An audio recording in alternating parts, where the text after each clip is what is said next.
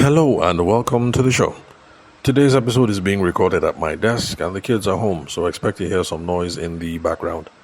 Now, the goal of this show is free business education, so please remember to share, promote, and talk about the show so that people in Nigeria and abroad can benefit from the discussions and the questions that we tackle over here.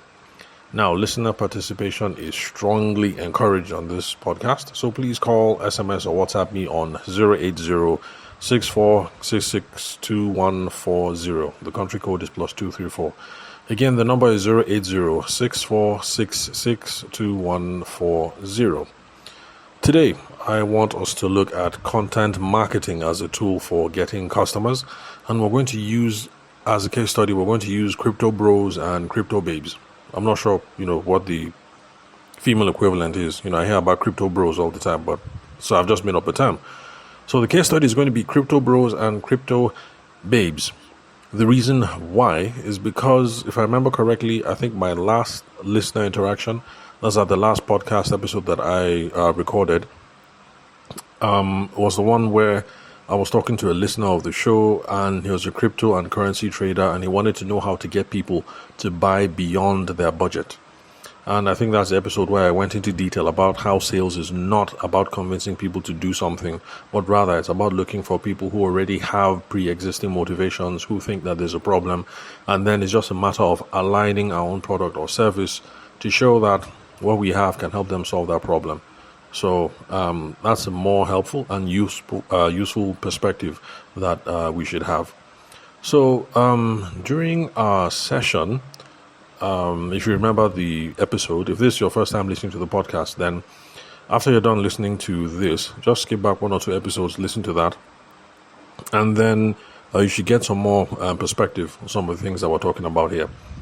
So during our session, he agreed that he needed a longer sales funnel. That was a suggestion that I made. And I also suggested that he should incorporate elements of education into it and relationship building. So that way he could better nurture people into buying or into investing time and money into his products. Now, for those of you who are listening for the first time, what's a sales funnel? Okay, fancy term. But basically it just means any means of communicating with people or building relationships with a huge number of people, in the hopes that a few of them will buy from you at a future date. So before the advent of the internet, if Johnson & Johnson's, for instance, released a new kind of diapers and they threw it out on TV, the hopes was that, who knows, maybe 1 million people will see it, but out of the 1 million that sees it, maybe certain numbers are parents or something like that, and then, you throw it out, 1 million people see it, and then maybe 20,000 people buy. So just think of that sort of concept, but now applied to the internet, where deliberately you're putting content out there to attract people so that the more that they engage with it, the more that they get interested, the more that they read, the more that they participate, and the more that they work with you. At the end of everything, the stages that you've designed, a few of them will end up buying. Now, it's called a funnel just because if you draw it out on a sheet of paper, it's called a funnel. Because at the beginning, whatever it is that you send out, 2 million people will see it. And then maybe they take the next step, 800,000 people. And then maybe the next step, 500,000 people. And then the next step, 300,000, 200,000, 100,000. And then eventually, maybe 1,000 people will buy or something like that. So that is a funnel. Now, the funnel that he was using was WhatsApp based. He would send out WhatsApp broadcasts, and according to him, even though at the time I didn't believe it, or did I say? Anyway, who keeps stats on these things anyway? So I can't blame the guy for saying 50% because, there are lots of times that we assume that you're doing something and it's 50% effective. Then maybe when you check, you will now see that, it's not really 50%. It's more like 30 or 20. So according to him, send the WhatsApp broadcast, 50% of people will respond. So in other words, if he sends like 200 broadcasts, maybe 100 people will answer. So you can see the funnel beginning. Send to 200, only 100 people answer. So wide at the top is now getting narrow. So send the broadcast, 50% of the people will answer. From there, he will try to close the deal. And he said almost everybody would say, oh, no, I was just curious. So the reason why I recommended that education should be a part of his sales process is because if people are telling him that they're curious, that's gold. That's gold. That's market feedback. It's And when it comes to sales, we really have to roll with the feedback because you can't push against the market. I mean, the market is the market. The customers are saying whatever it is that they're saying. We can't. It's not a matter of strong arming people or changing their mind. So if roughly everybody is saying, I was just curious, then it only makes sense that education needs to be a part of your sales process. You're educating people, you're taking them along, getting them from curious to comfortable. From comfortable, they now feel like they're competent. Then from there, they feel like, okay, let me take a trial or let me take a demo. Then maybe when they trial do something or they demo do something, then they might be willing to purchase. If you remember, for those of you who have been listening for a long time, you will know that my brother and I tried FX trading, currency trading.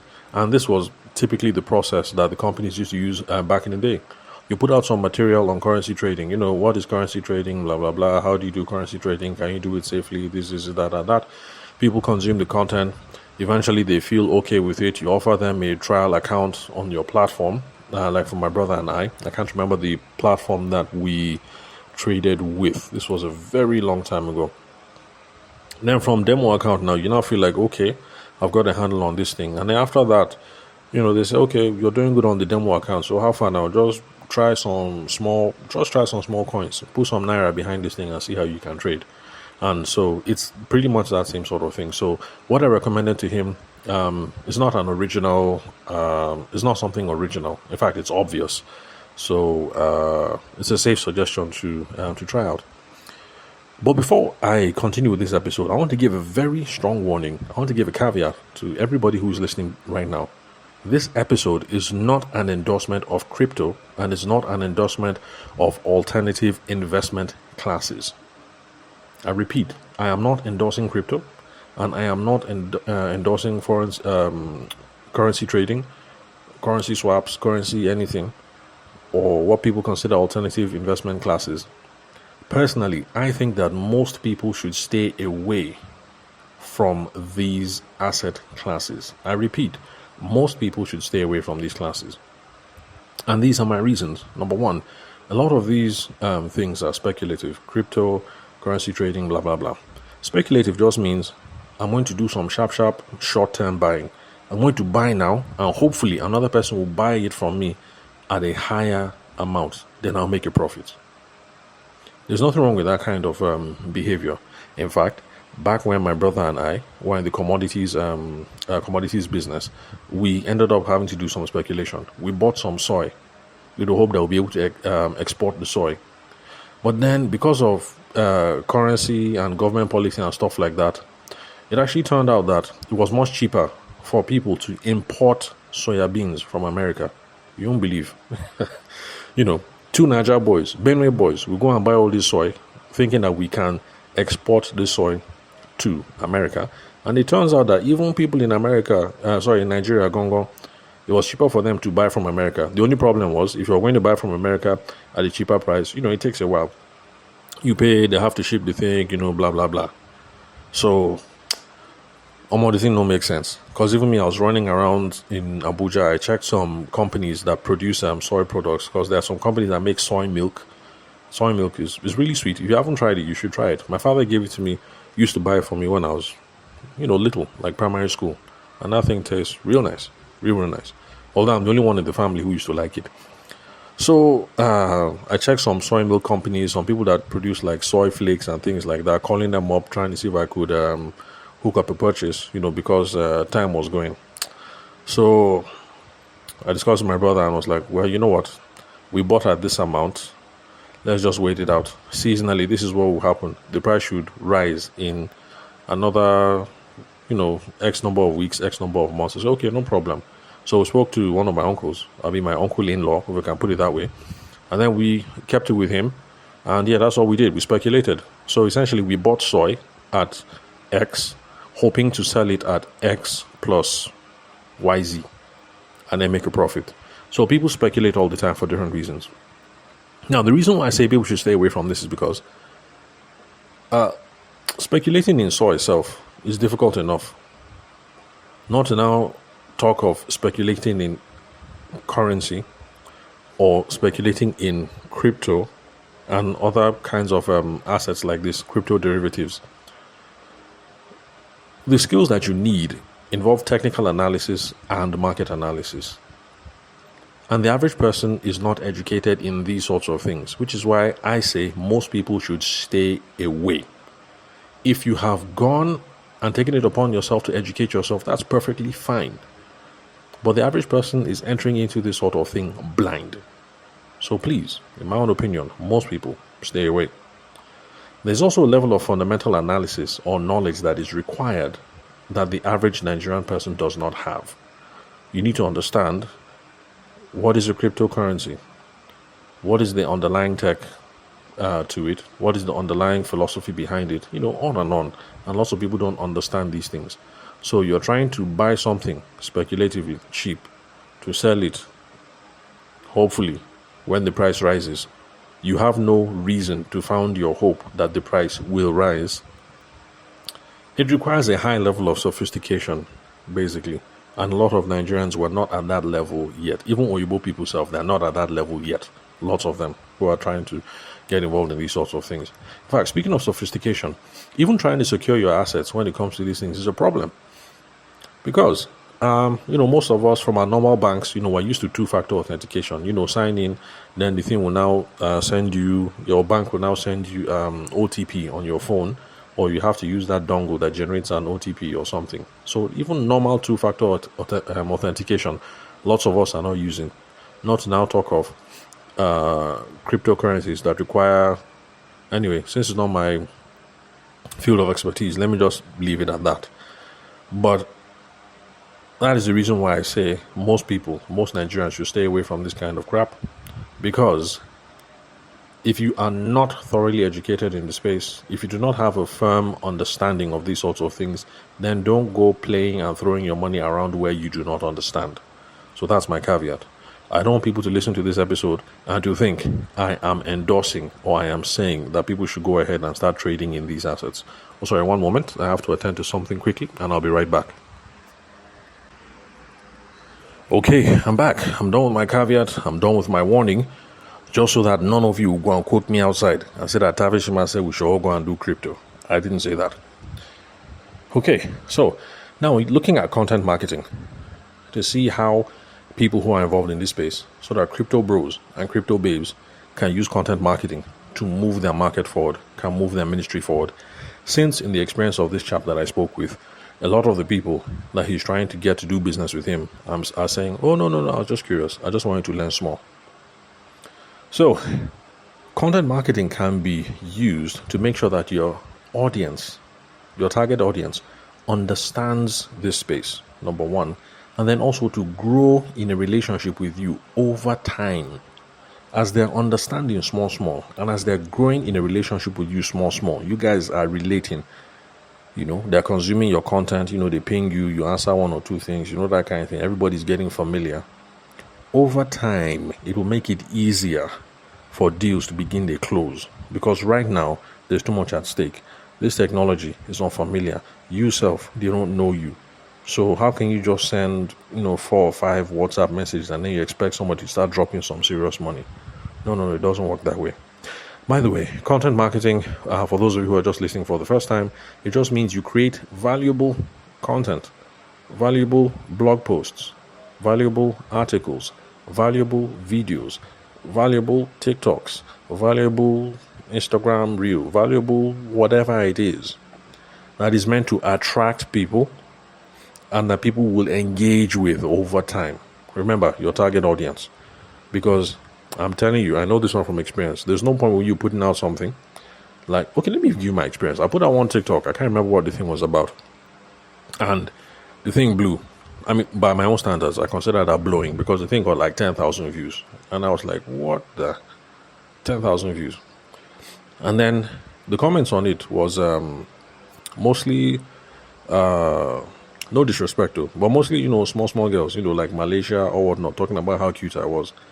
Man, my sister-in-law, she laughed, die. And like she was abusing me. She was like, Tavishima, so you're a fine boy. I see all these small girls. All of them, they think you're a fine boy. They think you're a fine boy. You expired goods. As in, they laugh me. Honestly, my family, they really laughed me. So, point I'm trying to make is this. I put something out. I'm hoping that people who are involved in the business space will see it and will begin to relate with me. And over time, I hope I'll do business. But then I put out the content, I get 10,000 views, and then it's Asian small girls talking about how fine I am. I'm like, who do I want to help? I'm trying to make some money here. I don't care about how handsome I look. Whether I'm handsome or not is beside the case. So, as we're putting out these blog posts and articles and the videos, the goal is to attract and engage your target audience. The goal is not to blow. The goal is not to go viral. Please. Virality is not helping anybody. If it is viral amongst your target audience, they're beautiful. So if that thing went viral amongst Nigerian business people, excuse me, and then from there, 10,000 views, maybe the next week, like 200 people were blowing up my phone. And then from there, maybe I was able to secure gigs for the next 4 months straight. That would be beautiful. Mission accomplished. So please, that's the frame of mind that we should be looking for this type of thing. So we're putting out the content, blog post, TikTok, article, video, podcast, everything. So excuse me. And we're trying to attract the target audience. When I say valuable, I like to stress that, look, valuable is not about you. Valuable is about the audience. It's about what they think is valuable, not you. Because you will find, as you enter into business, for those of you who have not started, that you think some things are valuable, but the market doesn't agree. There are some podcast episodes that when I record them, I go and I tell my wife, like, babe, it's over. It's all over. It's done. I recorded the best podcast episode ever. Like, forget. Like, man, no other episode. And then next thing, after 1 week, only 4 listens. And I'm like, how far? And then there's some episodes I make and I'm like, anyhow, I've done it. Let me just record it. And then next thing, you see 100 and something and climbing. I'm like, but how? The one that I made that was sweet and juicy, 4 downloads. This one that I made that was rubbish, it started with 100 and then the thing is climbing. So it's just one of those things. What we think is valuable is not necessarily what the market thinks is valuable. So please, crypto bros and crypto babes, it's not about you. We should be thinking about the audience, what they think is valuable. Now, let me give you the cheat code. The cheat code. How can you put out valuable content? Just answer all the questions that people have, Nigerians have, when it comes to crypto and currency trading. That's it. Full stop. There's no need to come up with a brilliant content calendar. Just think about it. How long have you been involved in this crypto and currency thing? Let's say you've been doing it like 6 months or like 1 year. What are the questions people have been asking you? What are the questions Popsy has been asking you, Momsy has been asking you, your brother and your sister, or your colleagues at work? The people you've tried to collect money from to do crypto and currency trading, what are the questions they've been asking you? Go and write down all those questions on a sheet of paper or pull out your phone, begin to type. Just type out all those questions. Then, now, your goal is, how am I going to make content that answers all these questions? Full stop. That's your valuable content there. Don't try and be too smart about this. Because the thing is, the questions that people have been asking you, Momsy, Popsy, people in church, people in the mosque, people in the office, who wonder, say, Kunle is doing currency, crypto trading, crypto, what is crypto? And then they're asking you questions.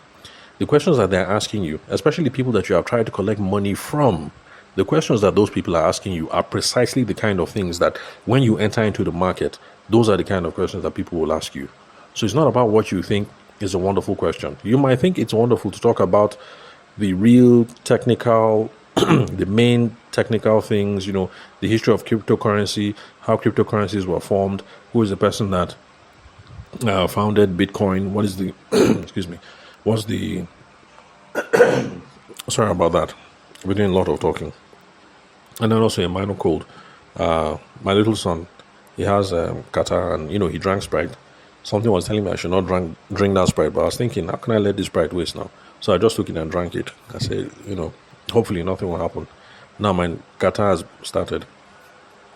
So, for those of you listening who have kids and you're prone to colds and Qatar, if your son or your daughter has a cold and they drank from a bottle, don't drink from it or else you end up like me, battling a cold.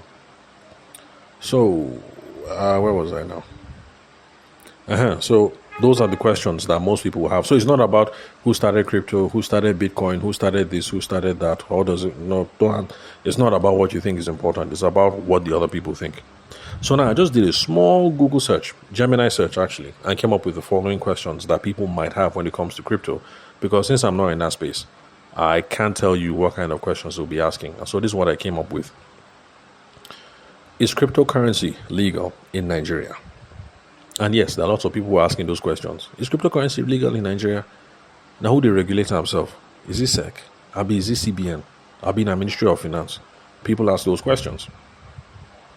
Then, people ask about government regulations on crypto trading? Yeah, like I said, people ask SEC, CBN, or Ministry of Finance. Then, people also want to know, if I invest in this, and then I also put some money in crypto, how is it going to affect all my holdings? People also wonder, is crypto safe to invest in? People also wonder, how can I protect my crypto assets from fraud? In fact, for me, that's my own biggest hang-up. People talk about wallet, this protocol, that protocol, but then the system is supposed to be built on total anonymity. So I don't know who you are. You don't know who I am. Anyway, let me not go into it, chap. So how do I protect my assets from fraud? That's a question. Another one, what are the risks involved in crypto and currency trading? Another question that people might ask is, which are the best and most reliable crypto exchanges in Nigeria? Then there's the obvious question, how do I buy and sell cryptocurrency in Nigeria? There are lots of people who have that question. Then, how can I use cryptocurrency for international transactions? I know about this one from personal experience because of the issues of sending, sometimes people are outside, they want to send pounds back or send dollars back, and, government regulations change, or GTB Bank changes one policy or something, and then it's hard. And we've been hearing from other countries that there are some people who now send money home using crypto. So, people ask, like it's something my brother has asked me, like, oh, I've been hearing this gist. Is it true?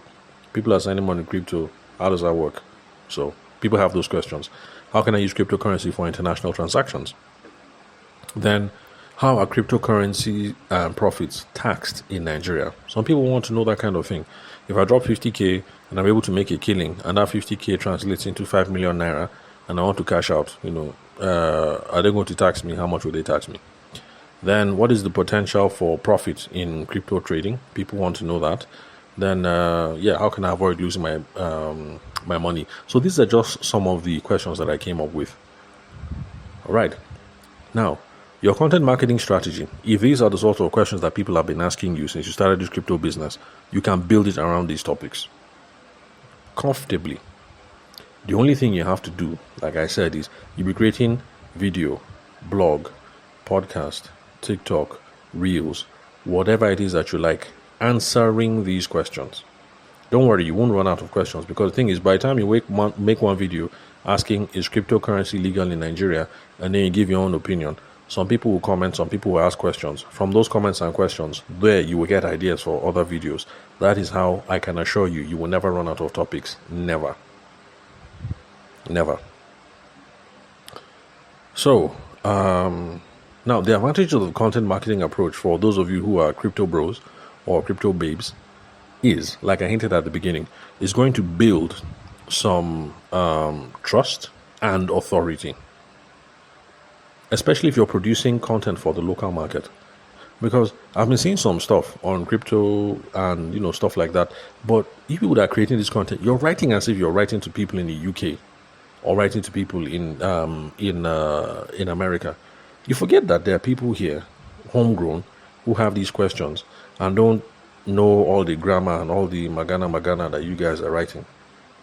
In fact, there are some people who reach out to me and they're like, oh, thank you, finally, your podcast, Breath of Fresh Air. I didn't even know that there was anything that was made for the local market. And it was one of my core theses when I started this podcast. Now, look, it's not as if this information is not out there. It's there. It's just that it's being made for audiences that are in America and in the UK. And I thought, look, it would be a good idea to start taking some of these concepts and show how they apply in the Nigerian context. And I started making this podcast, and the thing seems to click, and people seem to like it. So, crypto bros and crypto babes, put this content out, but just remember that you're writing to people here at home. In fact, if you want to know how to do it, go and look at the Indians. Because I've checked some Indian podcasts on marketing, on crypto, on, what else? I can't remember, but I've tried a few. And, they talk as if they are talking to themselves. In fact, that's one of the reasons why it's hard for me to follow those podcasts, because they start off in English, they're talking and talking. Before you know it, local slang will enter, and before you know it, they will enter language. And of course, I don't speak Hindi or, Punjabi or whatever the language is. Sorry, please, my Indian audiences, those of you who are listening, I beg, no vex. When it comes to these sorts of things, international travel, you could say I'm kind of ignorant because, to be honest, I spent most of my life in Nigeria. I spent some time in the UK, and then I was back. So I can't say I know the world like that. So I beg, no vex, no insult. So you're going to build some trust and authority. Just know that you're producing this thing for a local market, because it's not as if you're trying to get money from people in the UK and the USA anyway. You're trying to collect money from the people who are here, your colleagues, your uncles, your aunties, your customers, So trust and authority produced for the local market. Trust me, it is going to yield rewards. Then you're also going to get engagement. You're also going to get audience growth, because people are looking for this content, especially if you're talking to a Nigerian audience. You're not trying to sound foreign. You're just talking as your everyday normal self. There's going to be engagement. There's going to be audience. When I say engagement, what I mean basically is people will have some questions. People whether writing to say is a lie, or people will actually writing to say, oh, it is true, this is my experience, or people will writing to say, I find this interesting, can you tell me some more? Either way, there will be engagement. Then there's going to be lead generation and conversions, because there's some people who are already educated, who know what's up. They see you look like a trusted somebody. The thing kind of makes sense.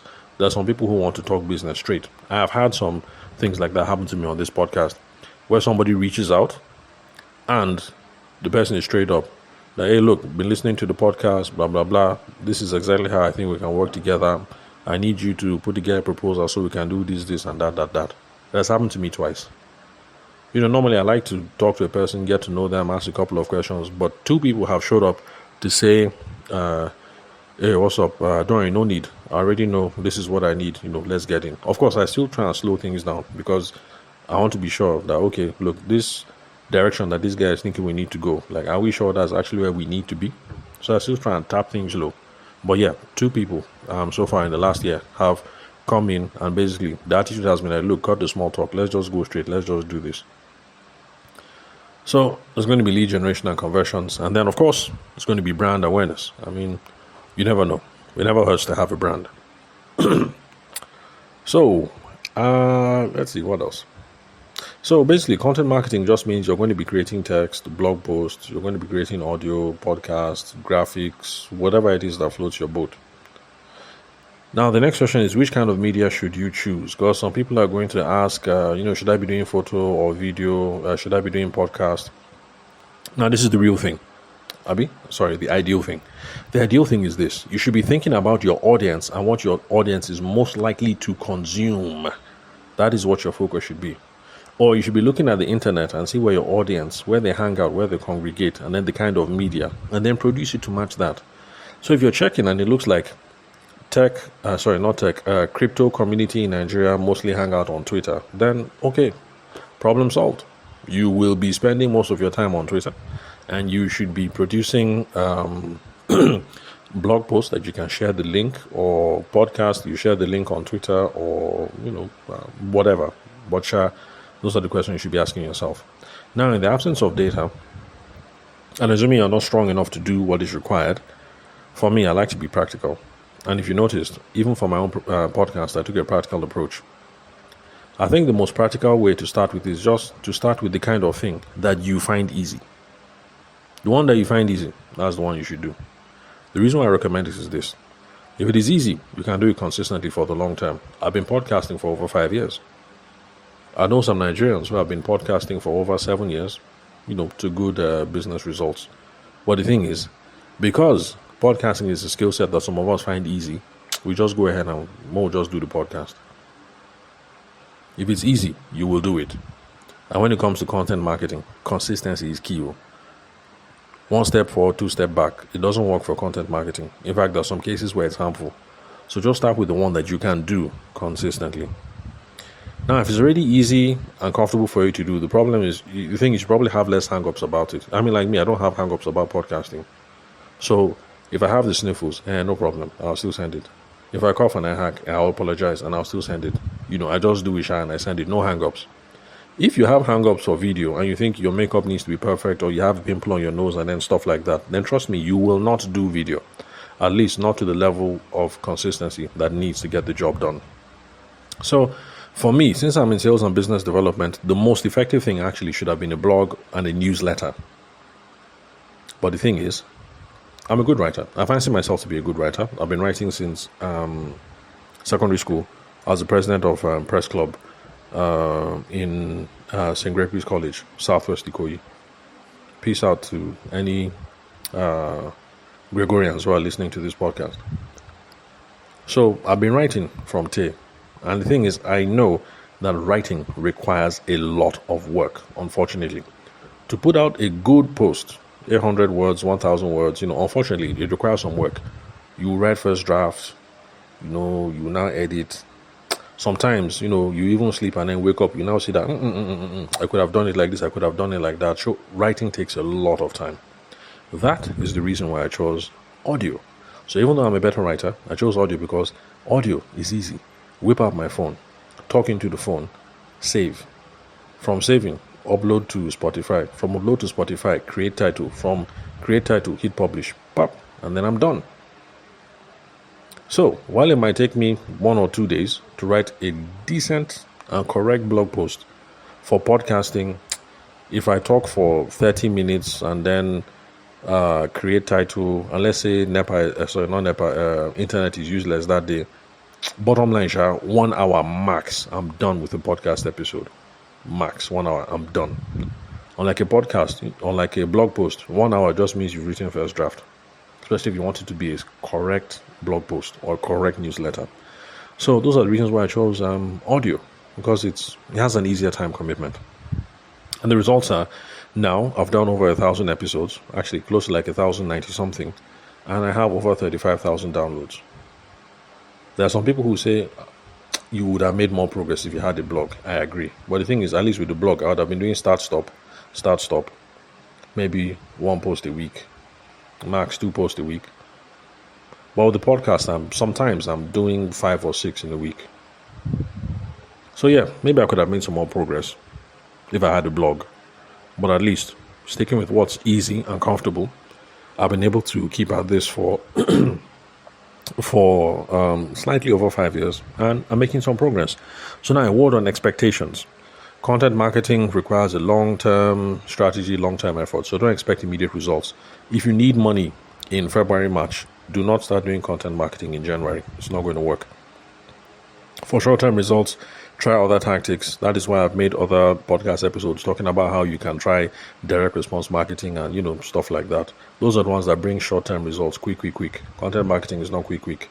You don't start in January and then see results in August. That's not how it works. Then, content marketing also requires consistency. So pick a cadence that you can keep up with. If you're going to say, I'll be doing this thing weekly, then be doing weekly. If you're going to say, I'm going to be doing this thing monthly, then be doing monthly. Although if you ask me, monthly is too small. There's too much stuff going on over the internet, and people are being pulled by all sorts of things. So your monthly thing is not going to spark any interest in nobody. Like The Honest Bunch. I just checked my podcast, The Honest Bunch. They dropped an episode where they interviewed Jide Kosoko, and Jide Kosoko is talking about the Nigerian entertainment industry. Of course, I added it to the list now. Jide Kosoko is talking. Of course, I want to go and see what's up. If you're dropping something one every month, you can't compete. Think about it now. Jide Kosoko has been interviewed. That is one. Then this whole thing with this lady in the Senate that they said that Akpabio sexually harassed her, maybe she will drop another interview. As in, there are things that people want to pay attention to. The thing is piling. You come and say you only drop 1 episode a month and you think people will notice. Nobody will notice. I'm begging you. The worst you should do is weekly. That's just begging. If you're in a highly specialized field, like maybe you're a brain surgeon, that is different. If you're going to write once a month about groundbreaking techniques in brain surgery, something, that is totally different. The market is not big. It is highly specialized. The people there are highly educated. The people will look for your content. Nigerian brain surgeons will look for your content if you are the authority on that sort of thing. But for those of us who are not creating that kind of highly specialized content, in medicine or in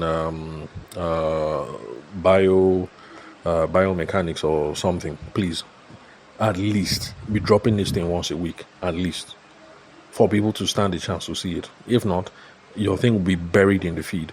You will post it today. Jide Kosoko's interview will drop today. Your own will move down. This woman will talk about sexual harassment. It will move down again.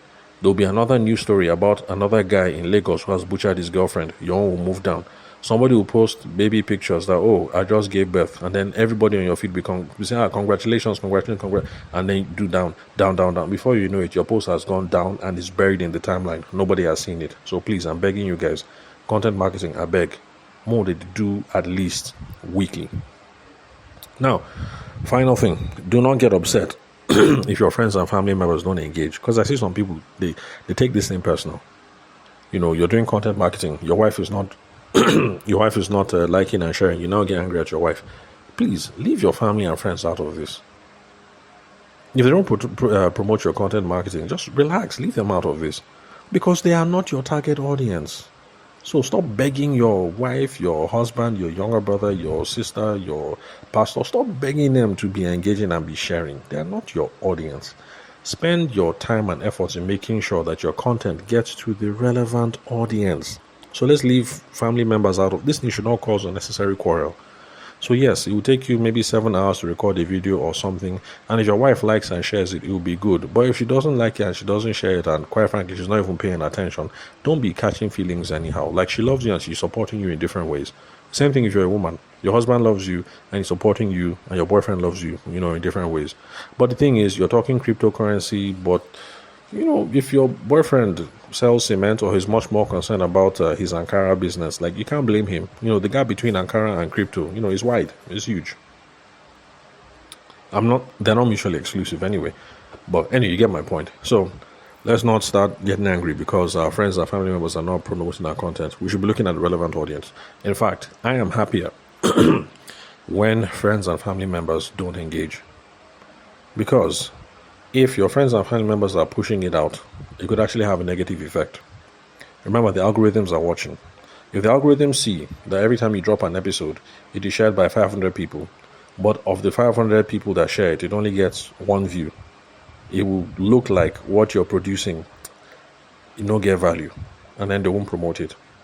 But then if you post your thing jejely, and it is only engaged with genuinely by maybe 10 people click, of the 10, 5 people watch, and the algorithms are seeing that consistently every week 5 people are watching every week, we might now show that, okay, on the percentage level, as in 5 people out of 10 are consuming this thing, let's begin to promote it small. So it's not about the numbers. So if you come from a big family like I do, because my grandfather, from my grandmomsy, 12 kids, the other woman he was associated with, like 8 kids, like 10 kids. So we're a huge family. So if you get your family that every time the thing drop, everybody should now boost, promote, actually could be having a negative effect. Because the algorithm will see, you drop it January 1st, the thing is shared by 600 people, but at the end of the day, only 2 people watch it. Percentage-wise, it don't make sense. 600 people promoting, only 2 people watching. It's not making sense. But if you post it, and then 10 people see, 2 watch, percentage-wise, it tells a different story. You have hope. You'll be climbing small. So let's be patient. Let's stop harassing our family members. Let's see. Okay, so summary. Crypto bros, crypto babes. If you have a short funnel and your funnel is broadcast, people that broadcast, are you interested? Come and buy. If that strategy is not working, there are other strategies to build interest that involve educating people, nurturing relationships, and the good thing is you end up with a much more sophisticated and informed customer at the end of the funnel. The person knows what's up, the person knows the risk, the person understands, and then they're willing to take the next step with you. So think about it. But remember, if you're thinking about longer sales funnels using education strategies or using a content marketing strategy, remember, it is a marathon and it is not for everyone. If you don't have what it takes, don't start. Because it will be disappointing for you to invest 3 months starting this whole thing, and after 3 months you say, whoa, I'm tired, and then you give up. You've just wasted 3 months of your life. All right, so that's all, folks. Have you got questions or sales in marketing? Then call, SMS, or WhatsApp me on 080-6466-2140. Again, call, SMS, or WhatsApp on 080-6466-2140.